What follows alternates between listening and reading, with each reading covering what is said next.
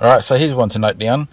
So I was at a mate's place today, and one of his mates came over and used to work for Ford, and I told him about my airbag Aerocades.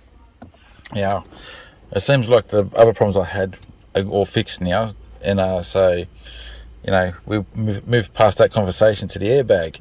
And he asked me, the very first question he asked me was, did I use WD-40 on the connections? And I said to him, no, but I used something like WD-40, the inox.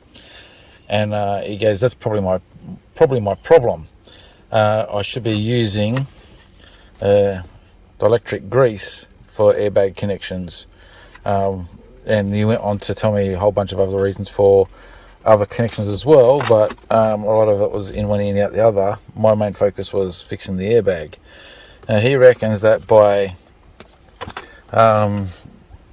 redoing all the connections with the Dielectric Grease, he said do it behind the airbag as well, even though I haven't touched it behind there.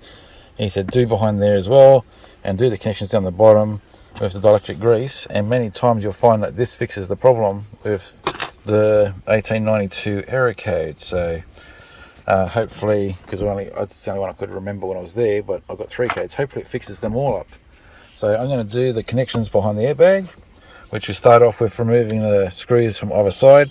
Now I've got 10mm bolts in there that basically look like this, because I think it was T35 hex bolts that were in there were a pain to get out, and these are so much easier.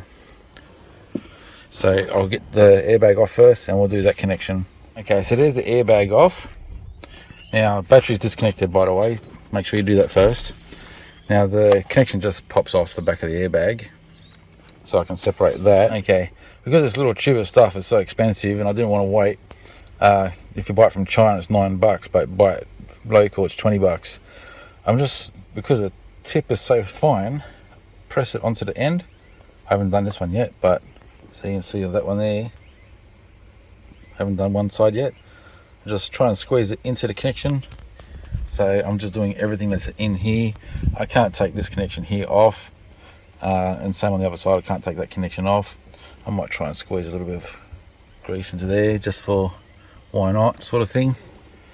Just try and get it everywhere I can, to do with all the connections I'm doing on the steering column, the airbag, the controls, everything, horn, you name it.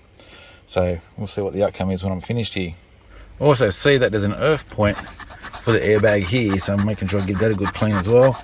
Make sure the airbag gets a nice good earth. Doing it with 2 hands so I can hold it with a screwdriver a little bit. It does make it easier, just trying to show you there, because this is a moving clip. You can see that there, it's a moving clip. So I'm trying to get everywhere possible to make sure that gets a good earth next time I bolt it on. Right, so I've got grease in here, I've got grease on there. I'm just overkilling everything. Got the grease in the connection there, I've got the grease in the connection, got the grease in the connection there, got the grease in the there, and so forth. Grease in there, just overkilling everything, making sure that everything has got a nice good connection. Alright, so the airbag's clipped back on. You just press it and it clips back on in place. All the connections are back in. I'm about to bolt it back on. So you can see here, I've got every single connection unplugged. Now don't kid yourself, these connections are really tough to get off. So you might be here for a while. I was using a razor blade because it's the thinnest thing I could use, or that I could try and jam in there, and I was using my knife as well to get these connections off. They weren't easy. You need a special tool to take them off. I don't have that special tool, so you work at it. There's the airbag one down there, same deal. It's a bit tricky to get off. So you might be there for a while getting them off. That's for the transmission, that's ignition, that's for your controls. And so I'm going to go over all these connections. Well, I don't have to, I could just focus on the airbag only, but since I'm here, I don't want to be here again. I'm going to do everything with this Dielectric Grease. Okay, moment of truth, we're going to just connect up now. I'll go Aerocades. Beautiful.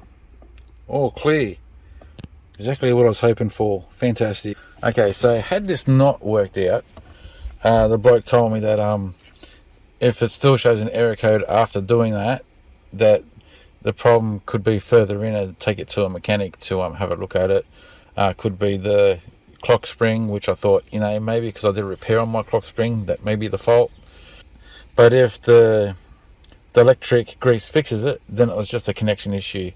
And he mentioned something about the connectivity and the sensors and how everything, just the slightest ohm difference will trip the airbag to say that there's a problem.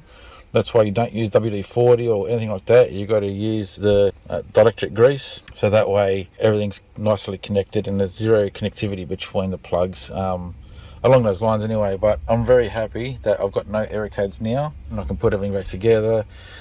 I had to break the casing from this when I put the stereo. There's a worse design, that center part, getting the stereo out. I'll have to get new housing for the stereo system to put that back in, but that's okay. And job's done. Error codes cleared, problem fixed. Well, that's it for this one, guys. Thanks for being here, and I'll catch you on the next one. Cheers.